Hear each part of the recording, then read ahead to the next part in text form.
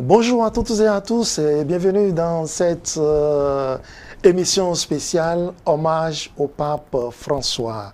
J'ai encore la joie aujourd'hui de recevoir pour vous un historien, Père Jean-Claude Koudessa. Père Jean-Claude, bonjour. Bonjour mon père. Merci d'avoir accepté notre invitation. Je rappelle à nos téléspectateurs que vous êtes prêtre de l'archidiocèse de Cotonou, que vous êtes formateur dans nos grands séminaires au Bénin. C'est avec vous que nous allons parler de la personne du pape François, de son pontificat. Et en tant qu'historien, vous allez nous aider à savoir un peu qui est l'homme. Le pape François a été élu par le conclave de 2013 qui a fait suite à la démission le 11 février 2013 de Benoît XVI. 3 jours après la démission effective du pape, les cardinaux s'y réunirent en congrégation générale afin d'échanger sur les priorités du futur pape et organiser le futur conclave. Le 12 mars, après la célébration de la messe, Pro Eligendo Romano Pontifice, à la basilique Saint-Pierre, qui fut présidée par le cardinal Angelo Sodano, et le serment par lequel chaque cardinal s'engage à respecter le secret de l'Assemblée, les 115 cardinaux électeurs rejoignirent la chapelle Sistine pour entamer le processus d'élection du pape. Le 13 mars, la fumée blanche s'éleva à 19h06, annonçant l'élection du nouveau pape. Après seulement 5 scrutins, Père Jean-Claude, le cardinal protodiacre Jean-Louis Torrent apparaissait peu après au balcon de la basilique Saint-Pierre pour prononcer la célèbre formule Habemus Papam. L'Argentin Jorge Mario Bergoglio devenait le 266e pape sous le nom de François. Dès son apparition, il surprend en demandant à la foule réunie place Saint-Pierre de prier pour lui, avant de donner sa première bénédiction, Ubi et Orbi. Le 19 mars, jour de la Saint-Joseph, patron de l'Église, il célèbre sa messe inaugurale en présence de 132 délégations du monde entier. Père Jean-Claude, Oui. que pouvons-nous retenir de ce pontificat, de l'élection du pape François? Alors disons que cette élection fait partie de l'une des élections les plus médiatisées. Parce que les médias, en tout cas notamment la télévision, c'est quand même relativement une technologie récente. Et je crois que les papes qu'on a vus, enfin dont on a vu l'élection ou bien les élections, remontent peut-être au pape Paul VI ou bien Jean XXIII par là, je pense. Donc aujourd'hui, effectivement, donc là nous sommes dans les années 2013, il faut voir tout le développement technologique par rapport aux médias qui va médiatiser cette élection, c'est-à-dire que sur toute la planète, là où les gens se trouvent, ils sont capables, avec la radio, la télé, avec un smartphone, avec l'ordinateur, eh bien d'avoir accès à cette information. Bon, donc ça c'est, disons, le côté médiatique. Mais d'un point de vue strictement, je dirais, ecclésial, tout le monde le sait, c'est un pape qui n'est pas européen. Parce que d'habitude, on a des papes italiens. Et il y a une bonne majorité, en tout cas dans la quantité de papes que nous avons, 266, il y a près de 200 qui sont des Italiens. Et africain, ça ne dépasse pas les 5 doigts de la main. Non, non, non, non. En tout cas, pas encore, parce que de toute façon, un pape est donné par le monde chrétien. Et le monde chrétien a été pendant longtemps le monde occidental. Bon, donc ce n'est qu'à partir du 15e siècle que le christianisme s'est, comment on va dire ça, mondialisé. C'est-à-dire l'Amérique, l'Afrique, l'Asie. Bon, donc le christianisme hors du monde occidental, c'est aussi récent, ça fait à peu près 4 ou 5 siècles. Bon, donc là, on a un pape qui est américain, en tout cas latino-américain, et qui n'est pas européen. Bon, deux pontificats plus tôt, on avait eu la surprise donc du pape Jean-Paul II, le pape Karol Wojtyła, qui n'était pas italien. Et ça aussi, ça avait été un grand moment pour l'Église, où un pape polonais, bon, en plus d'être polonais, c'est qu'il vient d'un monde communiste. Donc ça aussi, c'est des nouveautés. Par contre, l'élection du pape Benoît XVI, disons qu'elle était plus ou moins attendue parce que Benoît XVI était quand même ce cardinal assez important de la vie de l'Église pendant le pontificat de Jean-Paul II, qui en tout cas maîtrisait plus ou moins l'Église et les grands dossiers. Bon, en tout cas, il a été élu, mais c'est un Européen, c'est un Allemand. Bon, donc ça marche un peu comme ça, je vais dire de façon traditionnelle. Mais un pape qui n'est pas européen, ça c'était la nouveauté quand même. Jean-Claude, une élection, l'élection du pape François au conclave qui n'a duré que 2 jours. Cela s'est passé rapidement. 2 jours de conclave. Oui. Qu'est-ce que cela peut révéler? Alors, je pense que ça veut dire que très rapidement, le consensus a été fait sur la personne du pape François. En tout cas, il s'appelle Georges-Marie Bergoglio. Alors qu'on a connu des papes, hein? Oui, surtout le Moyen-Âge. Le Moyen-Âge, Grégoire X, oui. voilà. Là, c'est le plus long conclave que l'Église est connu.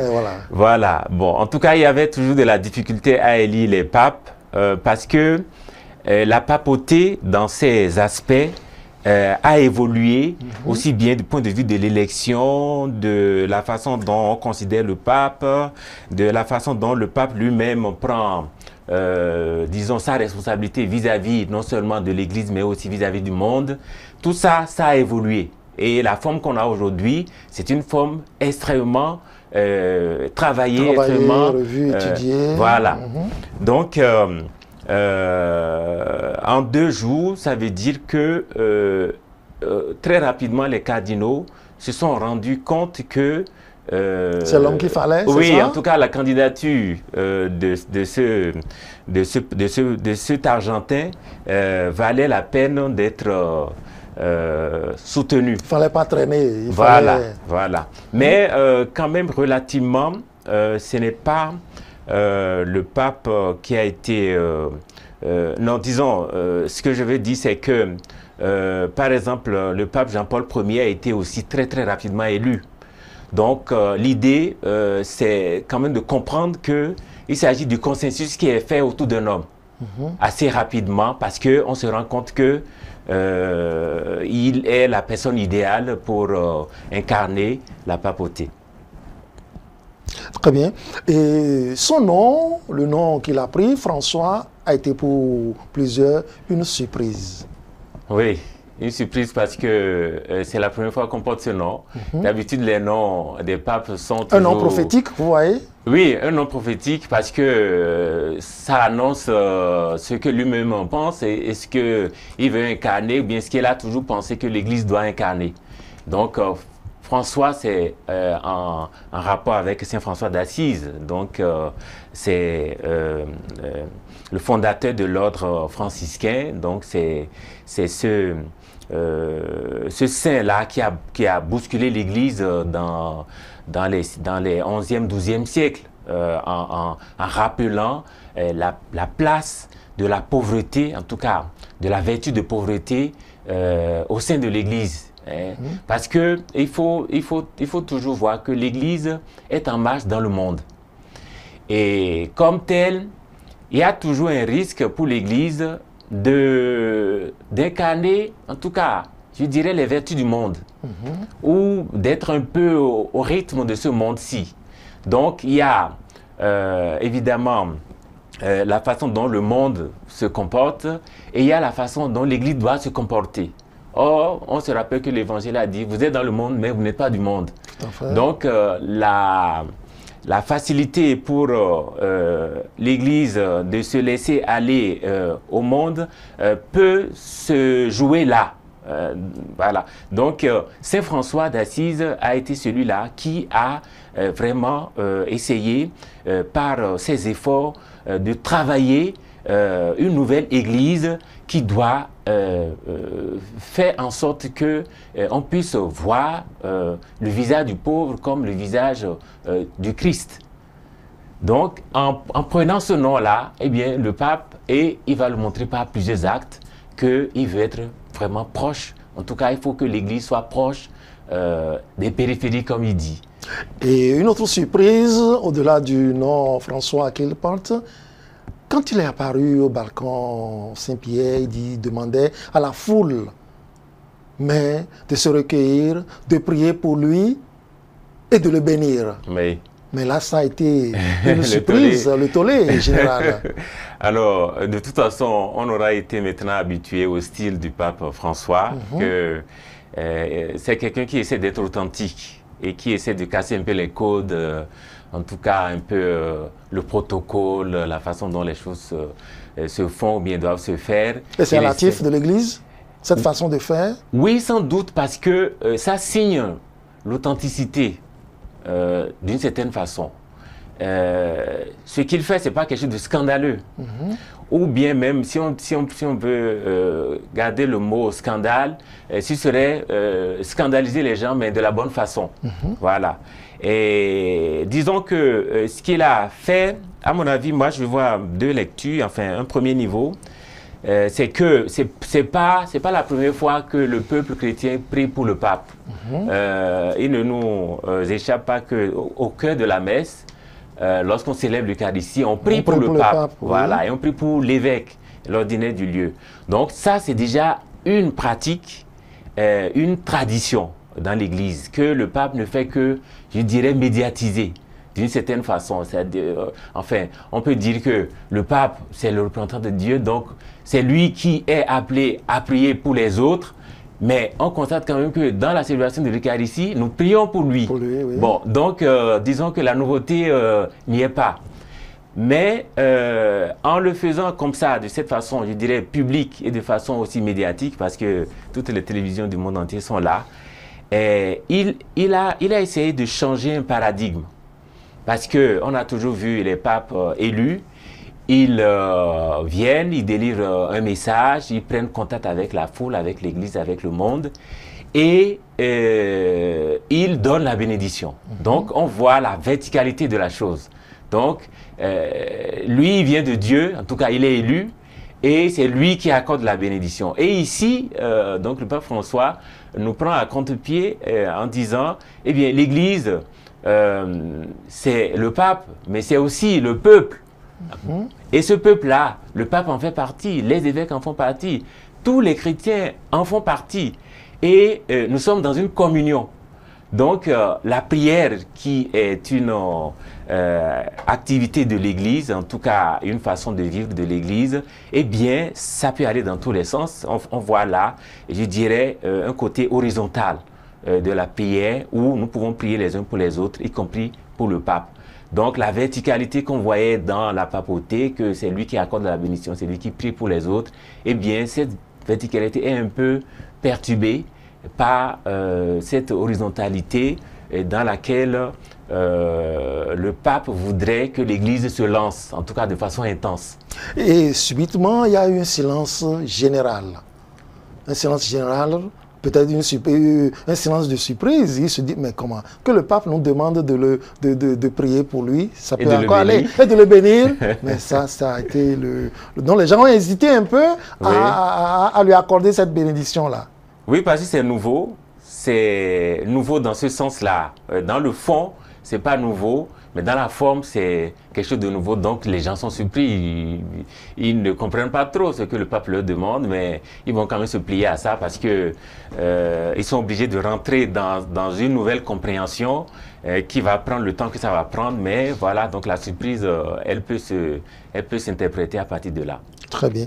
Pour la 10e fois, l'Église a choisi un pape pendant que son successeur était encore en vie. Oui. Alors, comment est-ce que vous, historiens, vous percevez cette réalité-là? 2 papes à Rome. Oui. Alors, disons que pour nos contemporains, c'est quelque chose d'absolument nouveau. Bon, il n'est écrit nulle part, ni dans les évangiles, ni ailleurs, qu'on ne peut pas avoir 2 papes, parce qu'en fait, qu'est-ce qu'on appelle un pape? Un pape, c'est l'évêque de Rome, tout simplement. En tout cas, c'est vraiment la définition la plus basique.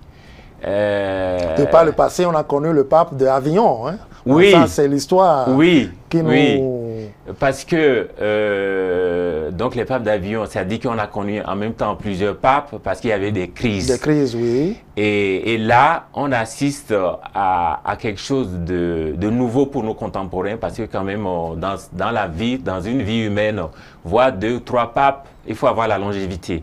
Donc, la plupart du temps, on voit un pape lorsqu'il a assez duré sur le siège, ou bien on peut en voir plusieurs lorsque soi-même on a la longévité. Bon, mais disons que la nouveauté dans ce qu'on a vécu avec ces 2 papes qui ont vécu pendant un certain nombre d'années, c'est que on n'avait jamais vu ça. On a vu des papes mourir et d'autres cardinaux, enfin un cardinal être élu et donc lui succéder. Et là, on voit que il y a un pape qui démissionne et l'autre qui est élu. Bon, donc effectivement, on assiste à 2 papes, c'est historique.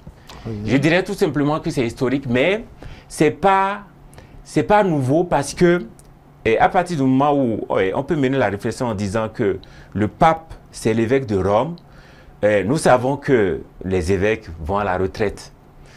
Il n'en est pas écrit expressément du pape, en tout cas de la papauté, non. Mais il n'est pas exclu non plus, en tout cas aucun texte ne l'exclut. Au contraire, dans le droit canon et dans les textes qui concernent les papes, il y a la possibilité justement de démissionner. Et donc à partir de là, on peut imaginer qu'on peut avoir un pape qui n'est plus en fonction et l'autre qui est en fonction. Très bien. Oui. Père Jean-Claude, qu'il a été jésuite, Oui. cela a-t-il apporté un plus à l'évolution de l'Église? Oui, parce que donc quand on dit qu'il est jésuite, c'est qu'il est un religieux. Alors, les papes, disons les cardinaux, la plupart du temps c'est des évêques. Et un évêque est lié à un diocèse. Donc, or, les communautés religieuses sont d'abord liées à leur communauté, à leur congrégation. Donc, là, nous avons un pape qui est religieux à la base, donc qui n'est pas diocésain. Bon, c'est vrai quand même que, malgré le fait qu'il était religieux, il était quand même archevêque de Buenos-Aires, donc de son diocèse. Donc, ce n'est pas exclu non plus. Et là, en tant que pape, je crois que c'est nouveau parce que ceux qui l'ont précédé quand même, que nous avons bien connu, le pape Jean-Paul II, le pape Benoît XVI, c'est des diocésains, ce n'étaient pas des religieux. Donc, on va, enfin, je suis tenté de dire qu'avec un pape jésuite, nous allons profiter de quelque chose en plus, donc de quelque chose de nouveau, que, en tout cas, son expérience religieuse jésuite va certainement influencer son pontificat, c'est-à-dire sa vie, d'une façon générale, parce qu'il est religieux à la base. Voilà, mais qu'est-ce que ça a apporté de plus au fonctionnement de l'Église? Alors déjà, je pense que on peut voir que pendant son pontificat, en tout cas pendant ce pontificat-là, donc dans lequel nous sommes encore, il y a la nomination de pas mal d'évêques qui sont des religieux. Bon, en parlant des jésuites, je pense qu'il y a un aspect très important qu'il ne faut pas oublier. Les jésuites sont caractérisés par ce qu'on appelle le discernement. C'est-à-dire que c'est Saint Ignace de Loyola, qui a fondé cette congrégation. Voilà. Par l'exercice spirituel, leur conception, c'est de considérer que le monde tel qu'il est là et l'homme est là-dedans. Et l'homme doit tenir compte de ce monde-là. Donc, de façon perpétuelle, nous devons prendre des décisions. Et pour pouvoir les prendre, il faut discerner. Donc, pour le jésuite, on peut dire de façon un peu caricaturale que les choses ne sont pas si évidentes que ça, ou si établies, où on va dire, voilà, c'est comme ça, c'est comme ça. Non, le jésuite, il est toujours, avec ses exercices donc spirituels, en train de discerner pour voir quel est l'enrichissement qu'on peut trouver, l'approfondissement qu'on peut trouver dans ce monde-ci et dans les événements qui arrivent, dans les nouveautés, dans tout ce que l'homme peut vivre de façon profonde. Ad maiorem Dei gloriam. Voilà, pour la plus grande gloire de Dieu. Voilà, donc je pense que pour l'histoire, le pontificat du pape François restera un lieu je dirais, d'interprétation, un lieu herméneutique où les gens chercheront à comprendre pourquoi est-ce que le pape a fait telle réforme, a eu telle parole, a fait tel geste, parce que c'est un jésuite. Il reste dans le monde et il considère le monde tel qu'il est, les hommes qui sont autour de lui, et il va en tenir compte tout le temps. Moi, c'est enfin un peu comme ça que je vois ça. En tout cas, le fait qu'il soit jésuite, parce que vous voyez le style de Jean-Paul II, le style de Benoît XVI, vous voyez, c'est la différence des styles. Donc, Jean-Paul II, on peut dire que... Chacun vient avec ce qu'il est. Oui, avec ce qu'il est, c'est ça. Son degré de rencontre du Seigneur, de discernement. Exactement. Et c'est ça qui est intéressant, justement, dans la papauté. C'est-à-dire qu'un pape ne va pas ressembler à un autre.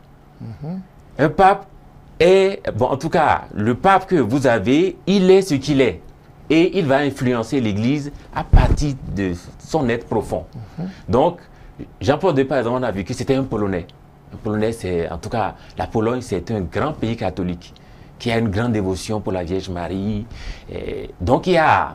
Un pape qui a beaucoup souffert. Qui a beaucoup souffert parce que, déjà, dans la vie de son peuple, donc le peuple polonais, il y a beaucoup de souffrances. Et je ne dirais pas que c'est à cause de ça qu'il a souffert. C'est pas une cause à effet. Non, mais... il a quand même été formé à la souffrance. En tout cas, oui. Dans son histoire, il y a une grande résilience. Donc, toutes les épreuves qu'il va avoir, eh bien, c'est quelqu'un qui a été déjà préparé à capter donc la souffrance d'une certaine façon. Bon, et Benoît XVI, c'est encore un autre style. Lui, il est allemand.